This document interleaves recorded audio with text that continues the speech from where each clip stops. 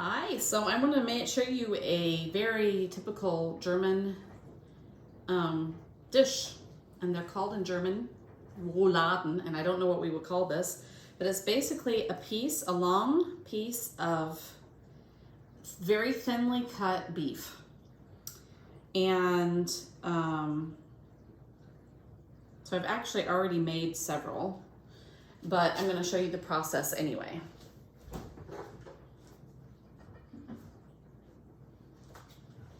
So what we need is the thinly sliced beef, some mustard, spicy mustard, some bacon strips, or here in Germany we can actually buy chopped like little cubes of bacon. I actually prefer that, but I had this and it needs to be used, so I decided to just go with this. And you can put other stuff in it. You can put onions in it. Several of our family members like pickles, cubed pickles in it. So I am going to make, Olivia and I don't like the cubed pickles in it, so I'm going to make 4 with cubed pickles. And then I've got already quite a few. 1, 2, 3, 4, 5 without any pickles, just with the bacon. And you can't see the mustard, but I just squirted it under here. Yeah, you can. You can see it? Okay. You can see it on that one. Okay, and then salt and pepper and maybe some garlic.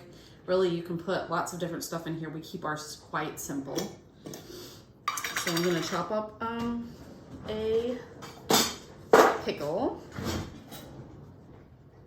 And then I will show you how to roll them together.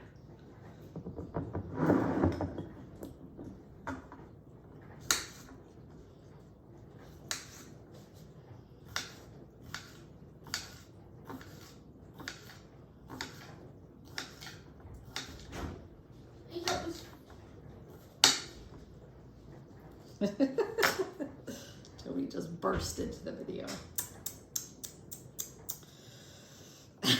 He's like, threw it back out, closed the door very quietly behind him. So we just basically put him here a little bit in the middle because these pieces of meat are going to be rolled together in a bit. Okay, that looks very good. Just wash my hands real quick. Boah. Sorry, slipped out of my hand. Okay, so my brother Richard gifted me these last Christmas. You can use toothpicks, which is what I've used for years and years, but here in Germany, I'm sure you can get them in the US as well, or other places, I don't know, but you can buy these sharp, they're sharp on one end, little, I don't know, they're like little toothpicks. Anyway, so you fold basically just the 2 ends over one another, and then you roll very tightly the outer edges of the meat. And you take one of these little guys and you just sort of do like you're sewing a really big stitch. Just sort of push it in and out of the meat and try to catch both edges so that it stays together. And it doesn't have to be perfect, but just so that the innards don't fall out. And I like to cook them, most Germans cook them obviously in their ovens, but a few years back, my mom gifted me this Instapot.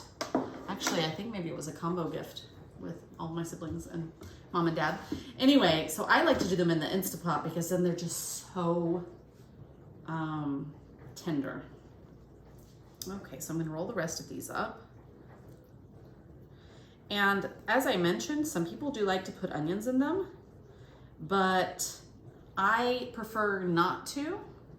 Instead, I put the onions and the garlic in the liquid that I'm cooking them in my Instapot. So they get that taste of the onions, but there are no actual onions in the roulade.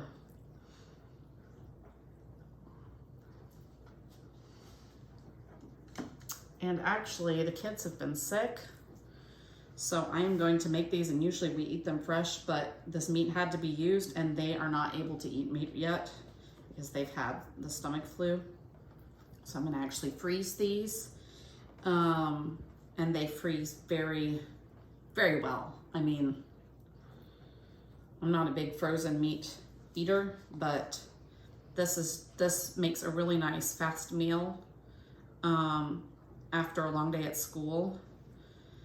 If you just remember before you leave for work or school or whatever, to take them out of the freezer so they can be thawing out while you're gone, and are pretty much thawed out when you get home. Then you can just warm them up in the oven for half an hour. And that makes a nice hot meal after a long, hard day.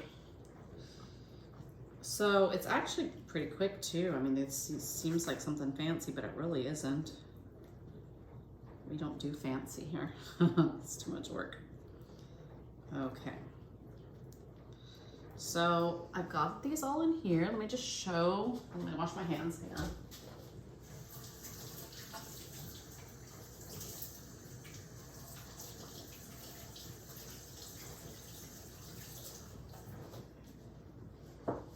Show you what it looks like before I fill it up with water. Can you see that, Olivia? Yeah. Okay. Ooh. So I've got 9 in there, which is not quite enough for 2 meals for us, because Martin and Christian usually like to eat 2. So,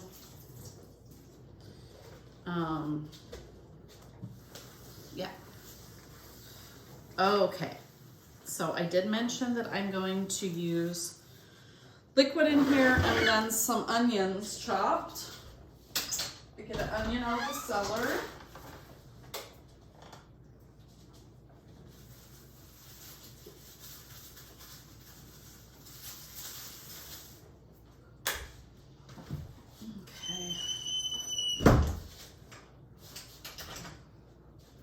This little hobbit door behind me it goes to our cellar, and it's actually got our heater in there, but because of the regulations here, so that there's not accidental buildup of carbon monoxide, there has to be an opening. So the cellar actually stays very, very cold in the winter because there's an open window out down there.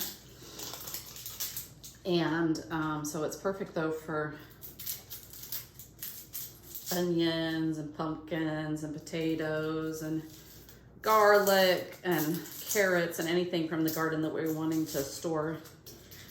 Also fruit. We've got boxes of apples from our fruit trees that store really well. They're store apples, not store apples. They're apples that are good for storage. Anyway, that was just a side note, in case you're wondering where I went to back there. So it goes down 2 big steps, and it's like half underground, the cellar. Come on.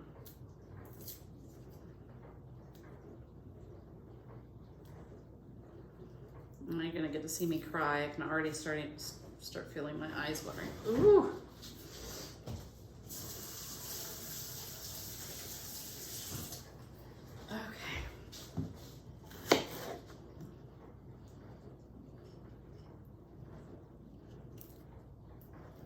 Peeling does not want to come off.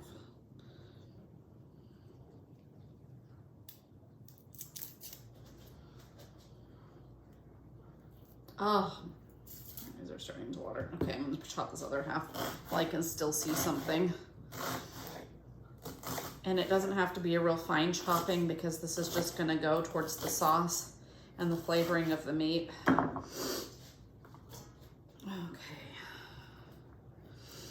There we go.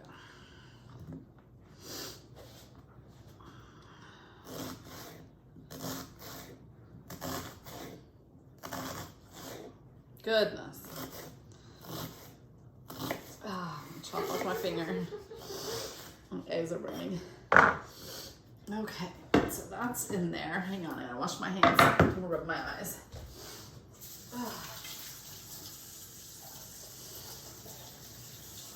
Goodness.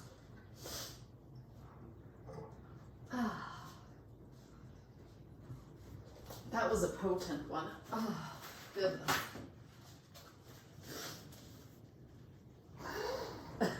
Sorry. I have to take a break for commercials.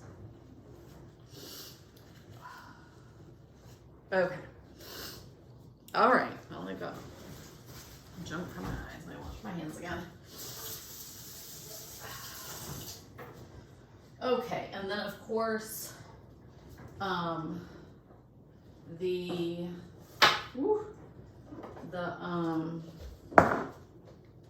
the juice that they will cook in needs plenty of salt so that the meat doesn't lose its natural, or actually the vegetables that I'll put in here won't lose their natural saltiness and makes a nice stock.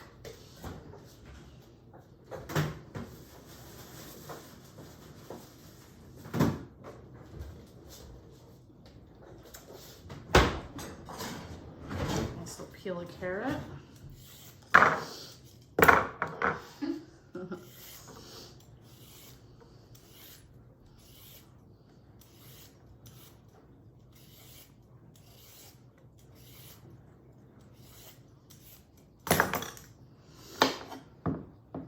And I will go out and get some herbs from our little herb garden for flavor. Some rosemary and some thyme. Okay.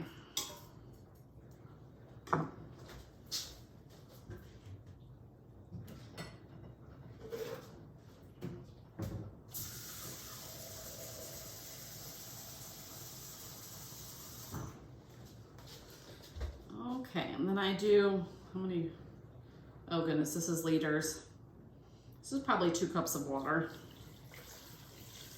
Maybe a little less than 2 cups until it's just covering the meat and the veggies. Okay. Okay, Mr. Toby asked if he could help with supper. And what are we making, Tobes? We're making eggs. Okay, fried eggs. And you are going to crack 6 eggs into the pan, right? Yeah. All right, let's see how this works for you. Maybe make your sleeves up. All right, he just washed his hands already. We've got potatoes, mashed potatoes over here. You might want to do it on the counter. I don't know.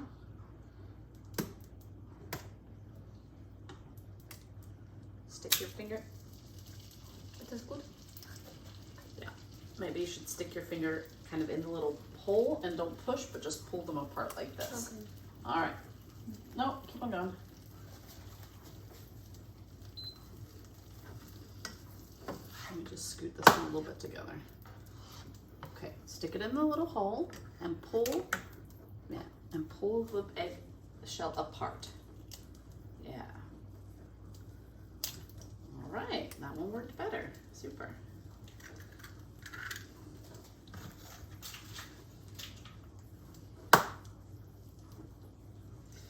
You're gonna, yeah.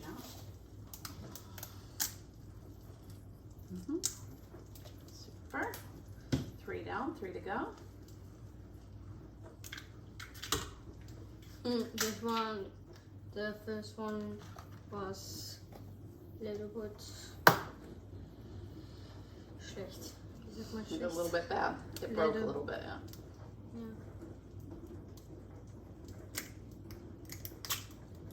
Okay, super.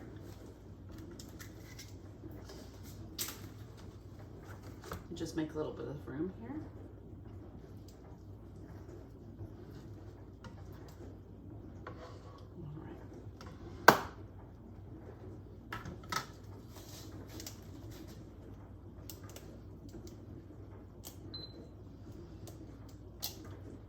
Let's do one more. I'm going to separate over here. You can scooch one right in there. Yeah? Okay.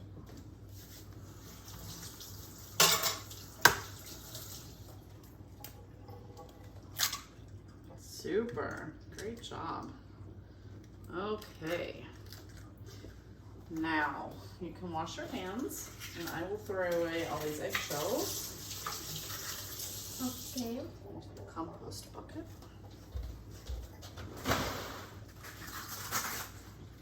So tonight we are having eggs. This one has a bubble.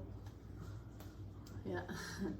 So today we're having fried eggs and mashed potatoes. And these mashed potatoes are special because they were cooked first in chicken stock. And then I the sixth one was enough. peeled a carrot, chopped it, cooked it, pureed it, and mixed that in with some cream. So it's kind of like a soupy mashed potatoes. Yeah. What? Yeah, you can finish setting the table. Are you going to set the table now? Okay. Thank you. Well, you may have noticed this is the way our eggs.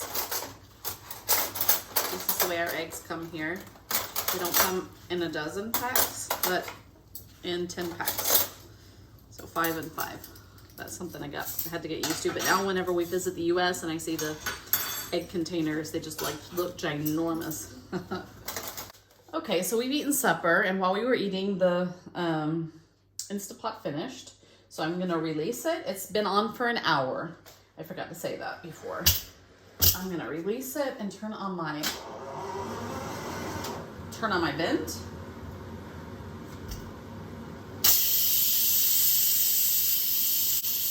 So it'll take a few minutes to release. Toby hates the sound. So I was like, to make it stop. There we go.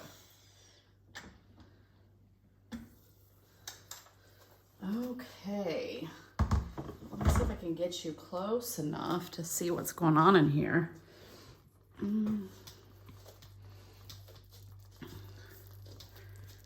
Look at that. Isn't that lovely? So obviously you're not going to be able to tell. I guess I could get a fork and try to poke them. But this juice I will use as the base for my sauce, and that will make, or my gravy, that will make quite a nice bit of gravy. Yay. Because we really like gravy. Okay, let me grab a fork, and then I can just show you on one how tender it is. All right, let's see here. I'm gonna see, here we go. All right, so I'm just gonna take this one up top. And you see when I do just a little bit, how that just falls apart. Oh, so good. Okay, I'm not going to do any more because I do want it to sort of stay intact. I will probably, yes, I do believe I will. I will freeze just the stock. I'm not going to make the gravy yet. But normally, if I were going to eat this fresh, or if we were going to eat this fresh, I would get out a frying pan now and do a big chunk of butter. Yum. Butter helps, I don't know, accentuate the taste somehow of the sauce. Anyway, I would melt the butter, and then I would do, I don't even know. I just always eye it. I don't know, maybe 5 tablespoons with this amount of juice. Probably 5 is not enough. But let's just say 5 tablespoons of flour. And brown it in the butter and let it get nice brown. And then I will, in the meantime, take all these meats out of the juice and have a strainer. Then I dump the juice with all the veggies through the strainer into the browned flour, and then just whisk it. And if it clumps up, we've got this great, hold on, I think it's actually in the dishwasher. It's like a, I don't know if you'll have these in the US. Oh, I think actually you do. I think I bought mom one once because I just use it constantly. It's basically like a blender. Hold on, I'll get the other part out so I can show you this. It's basically like a blender without, so it's got the little knife here. I don't know if you can see this that turns. And you just plug it in like this. And you have then whatever thing you want to have pureed in a nice tall container. Plug it in, and then there's this little button on the side, and you just do up and down inside the container with it on. Here, I've got a container here. This is one I actually like to use because it's nice and high. And I'll do it like this so you can see. It just spins and just purees in whatever container. You can use it for a soup if you're wanting to make a creamy soup. You just stick it in whatever container you want pureed, and it purees whatever's in there, which is really, really great for making a nice lump-free sauce. Not sauce, what they call it, Soße, which is sauce in Germany. A gravy, we would call it in the US. So I would make a nice gravy to go along with this, and honestly, with the pureer, you could deuce the veggies in there as well. You don't even have to strain them, because that will just make a nice richness to your sauce. But anyway, so yeah, that's my process. And then I serve these rouladen with gravy. And usually we'll eat mashed potatoes with it and some green beans, garlic green beans or something like that on the side. But anyway, yeah, that's a really nice German meal that I had never had until I came to Germany. And one that my family really likes. Cooked in here though, because they get really nice and tender after just an hour. But I'm sure you could do it in the oven for 2 hours with plenty of liquid and get the same result. Anyway, so maybe try that. Get your local grocery store to cut you some thin beef pieces and give it a shot.